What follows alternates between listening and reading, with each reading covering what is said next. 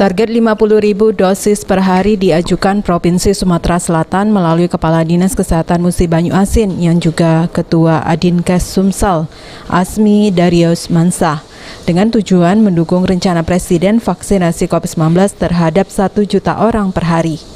Program ini akan dilakukan selama 7 bulan dengan target 7 juta warga Sumsel telah divaksin COVID-19.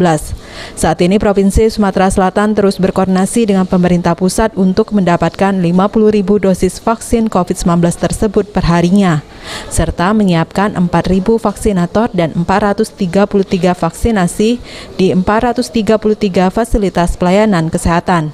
Bagi 34 provinsi, nanti kan 30.000, tapi kita minta ya kalau bisa Sumsel dapat 50.000 per hari. Untuk upaya pelaksanaan vaksinasinya? Upaya pelaksanaan kita sudah menyiapkan 433 Fasiankes yang ada di Sumsel, dan juga tenaga juga sudah terlatih, itu ada kurang lebih 4.000 tenaga terlatih.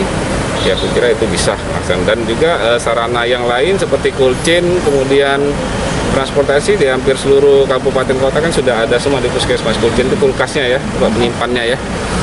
Kalau seandainya vaksinnya sudah ada, nanti tidak perlu lagi mau ke kota, jadi di puskesmas sudah ada. Sementara itu, Kepala Dinas Kesehatan Sumsel Lesti Nuraini meminta kepada seluruh kabupaten kota di Sumsel mendukung dan menganalisa rencana Presiden untuk 1 juta orang per hari divaksin. Kabupaten kota untuk menganalisa ini, ya intinya ya kita siap kalau seluruh vaskes akan kita optimalkan. Yang penting adanya ketersediaan. Kini Dinkes Sumsel dengan berkoordinasi kabupaten kota akan menghitung kembali jumlah vaksinator yang ada, dan jika nantinya mengalami kekurangan, Dinkes Sumsel akan menyiapkan kembali vaksinator untuk COVID-19. Firman Hidayat, PAL TV.